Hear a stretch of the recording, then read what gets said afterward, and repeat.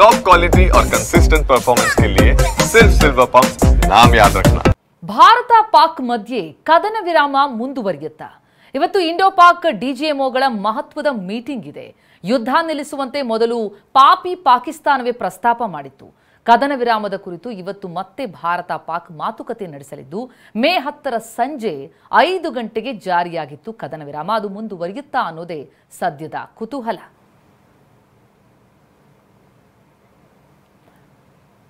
DGMO ನಡೆಸಿದಂತಹ ಸುದ್ದಿಗೋಷ್ಠಿಯಲ್ಲೂ ಕೂಡ ಹಲವು ವಿಚಾರಗಳನ್ನು ನಾವು ಗಮನಿಸಿದ್ವಿ. ಭಾರತ ಪಾಕ್ ಮಧ್ಯೆ 4 ದಿನಗಳಿಂದ ನಡೆದಂತಹ ಕದನ ನಂತರ ಪಾಕ್ ಮನವಿಯ ಮೇರೆಗೆ ಕದನ ವಿರಾಮ ಘೋಷಣೆಯಾಯಿತು. ಆದರೆ ಕದನ ವಿರಾಮ ಘೋಷಣೆಯಾದ 4 ತಾಸಿನೊಳಗೆ ಆ ವಿರಾಮವನ್ನು ಉಲ್ಲಂಘನೆ ಮಾಡಿತು ಪಾಕಿಸ್ತಾನ. ಹಾಗಾಗಿ ಅದಕ್ಕೆ ತಕ್ಕನಾದಂತಹ ಪ್ರತ್ಯುತ್ತರವನ್ನು ಭಾರತ ಕೂಡ ಕೊಟ್ಟಿದೆ. ಆದರೆ ಈಗಿರುವಂತಹ ಪ್ರಶ್ನೆ, ಕದನ ವಿರಾಮ ಮುಂದುವರಿಯುತ್ತಾ ಅನ್ನೋದು. ಇವತ್ತು ಮಹತ್ವದ ಮಾತುಕತೆ ಇದೆ. ಭಾರತ ಪಾಕ್ ಮಧ್ಯೆ ಕದನ ವಿರಾಮ ಮುಂದುವರಿಯುತ್ತಾ ಅಥವಾ ಮತ್ತೆ ಕದನ ಶುರುವಾಗುತ್ತಾ ಅನ್ನೋದೇ ಸದ್ಯದ ಕುತೂಹಲ. ಮೀಟಿಂಗ್ನತ್ತ ಎಲ್ಲರ ಚಿತ್ತ ನೆಟ್ಟಿರುವಂಥದ್ದು.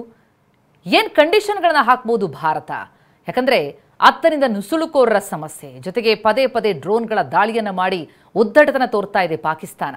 ಹಾಗಾಗಿ ಅದಕ್ಕೆ ತಕ್ಕನಾದಂಥ ಉತ್ತರವನ್ನು ಈಗಾಗಲೇ ಭಾರತ ನೀಡಿದೆ.